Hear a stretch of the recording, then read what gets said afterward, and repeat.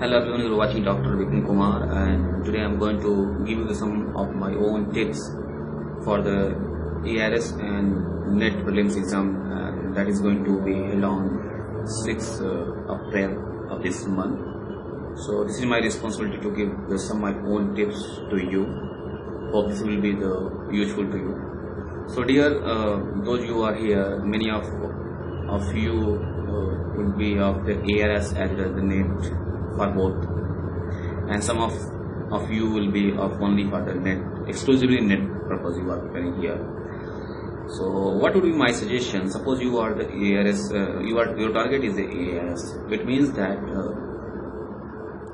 your preparation should be very at a high level, because you know in the prelims the selection criteria for the mains exam they fixed of 1:15 ratio of the candidate. It means that suppose in a particular subject there is only one seat, it means they will call for the mains only 15 top most student of that discipline. So it means that here is the competition. In the case of ARS, there is a competition for a getting selection for the writing a mains exam, but it is not a case in the case of NET exam. So first of all, I am covering about the ARS. So if you are the candidate of the ARS, it means that you are having a sound knowledge of your subject, and I hope that you have covered all the syllabus unit wise very thoroughly, because I have already told that here is a competition. So the way you should proceed for the in the first round, you should attempt the question though you are knowing 100%. Okay, so you should proceed for that, and then when you completed in the first round for the question those you are knowing 100%, then you should count that how many questions you attempted. Suppose that you have covered 110 question or like that in first round, and after that you are knowing that in some question you are having the 50% confusion. So what would be my suggestion? You should not leave the question in which you are 50% sure that in these two options the answer would be the correct. You should not leave that question, okay, because there will be definitely the 50% chance that you will be having a success.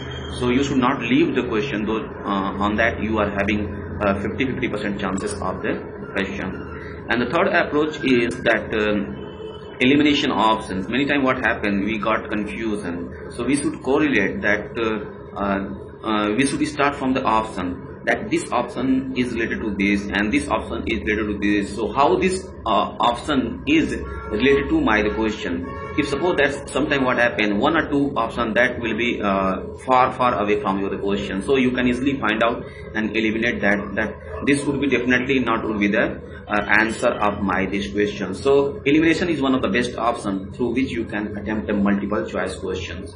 And I am suggesting once again that if you are writing a ARS exam, then you must know that you should come under the 1:15 ratios of the topper student, because only 1:15 ratio those who will be inside that only got a chance to write the mains exam. So if you are preparing for the ARS, so you must try to secure how much good marks you can attempt in a prelims exam. Okay, and one thing I also want to say that many times what happens, the questions would be very tough, so it is not easy to secure very good marks. So always remember that there is the 45% marks and 45% marks for the general candidate, and 40% marks for the OBC candidate, and 35% marks for the SC/ST candidate are needed minimum for the qualifying ARS prelims for writing the mains exam. So it is the case when your paper would be very tough. So you should also focus on that. You should attempt that. You should not be below that this minimum marks also.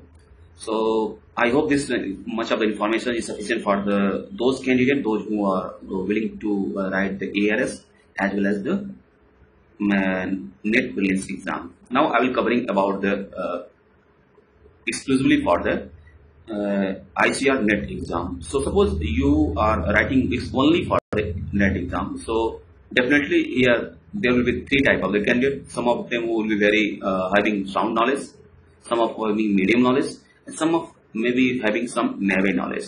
So first of all, I want to tell that for the qualifying NET, you should secure 50% marks for the general candidate and 45% for the OBC candidate and 35% marks for the SC/ST candidate. So I think if you are having a very sound knowledge, then you can easily secure more than 50. Anyone, either you are from the SC candidate, OBC candidate, or general candidate. But many of the majority of you are only exclusively preparing for the NET, and they may not be having a sound knowledge. So what they should do? Always keep in mind that you should not be so smart that you should cover all the questions. First of all, again I am going to tell that you should cover first 100% of that question. You are knowing 100% that this would be the right. And in the first round, you should calculate that how many questions you attempted. Those are 100% correct by your own knowledge. If suppose that you covered near about 46% of 150 questions in one round, it means that you need only hardly 10 or 15 questions hardly for qualifying the NET. So what I would suggest, you should proceed for the next round for those questions, those you are knowing 50%. It means that you are confused only in between the two options. So definitely there will be the chances of the success, because you are knowing that in these two options there is one option is right. So suppose you are attempting 10 questions, 5 is wrong, 5 is right, then definitely your marks will be added. But if you are confused that you are not much aware about the questions and you are confused among all 4 options or 3 options, so what would be my personal suggestion? Don't touch that, because in NET exam you are not going to top. Your purpose is to qualify NET exam. It means that if suppose you are having 50% marks for the general and 45 for OBC and 35% SC/ST, it means that you are qualified for the NET. And suppose if you are doing mistake, then definitely you are going to lose the qualifying the ICR NET exam. Okay, and no doubt right now the situation is that your percentage would be display on your mark sheet or certificate those you will get of the ICR NET exam. So it is not necessary that you should attempt 100 for securing a very high percentage, because if you are not knowing, then why unnecessarily you will attempt, because you will be penalized by the negative marks. So because in the case of those candidates who are aspiring for the NET exclusively, they must consider that what is their minimum marks for qualifying the NET, and it is, I have already explained that 50% for general and 45% for the OBC and 35% for the SC/ST.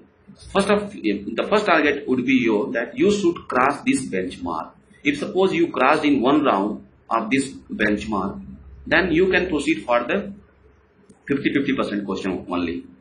Then that will be enhance your what you can say the percentage marks you gain in the ICR NET exam.